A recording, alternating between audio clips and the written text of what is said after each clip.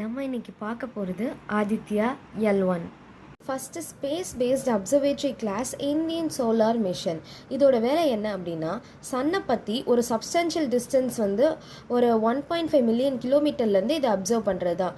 இந்த சேட்டலைட் போய் ரீச் ஆகிறதுக்கு 125 டேஸ் ஆகும். ஆக்சுவலாக இந்த சேட்டலைட் எங்கே தான் போய் நிற்கி அப்படின்னா L1 அப்படிங்கிற ஒரு லெக்ராஞ்சி பாயிண்ட்டு. ஓகே, அந்த பாயிண்ட்டை பற்றி அப்புறம் வருவோம். ஸோ இஸ்ரோவோட செகண்ட் அஸ்ட்ரானமி அப்சர்வேட்டரி கிளாஸ் மிஷன்னும் இதை நம்ம சொல்லலாம். First astronomy observatory class mission வந்து ஆஸ்ட்ரோசாட் 2015. அது வந்து ஒரு மல்டிவேவ்லென்த் அப்சர்வேஷன். அது என்ன பண்ணுவோம் அப்படின்னா binary stars, black hole, neuron star இதெல்லாம் கண்டுபிடிக்கும். ஓகே, இதை எதில் லான்ச் பண்ணியிருக்காங்க அப்படின்னா PSLV C57 ராக்கெட்டில்.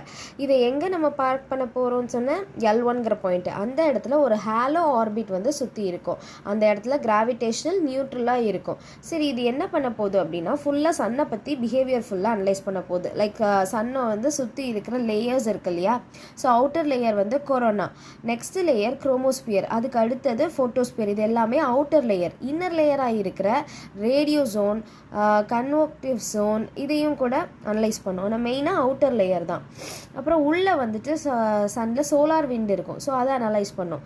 அதுக்கப்புறமா கொரோனல் மாஸ் எஜெக்ஷன் அப்படின்னு ஒரு ஃபினாமினான் இருக்குது. அதில் என்ன அப்படின்னா இந்த மேக்னெட்டிக் ஃபீல்டு வந்து இந்த கொரோனாவை சுற்றி இருக்குது, அது கூட பிளாஸ்மாவும் இருக்குது.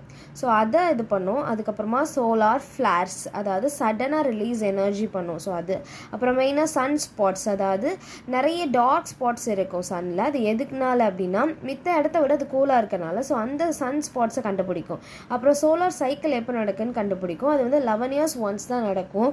சோலார் சைக்கிள்னா என்னென்னா மேக்னெட்டிக் ஃபீல்டு கம்ப்ளீட்டாக ஃப்ளிப் ஆகிறது தான்.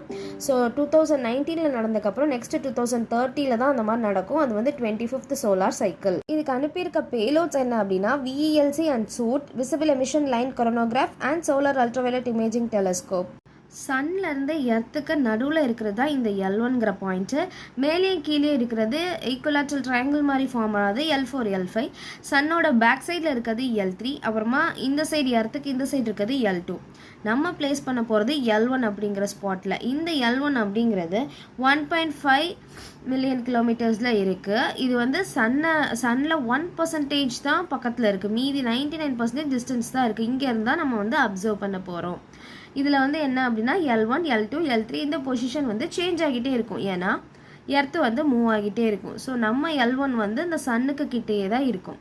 இதோட அதர் மிஷன் என்ன அப்படின்னா சோலார் ஹீலியோஸ்பிரிக் அப்சர்வேட்டரி அப்படின்னும் பார்க்கர் போலார் ப்ரோப் அப்படிங்கிறது தான். இது ஃபர்ஸ்ட் ஸ்பேஸ் கிராஃப்ட் கொரோனா கிட்ட போகிறதுக்கு. அவ்வளோதான். That's it. பை.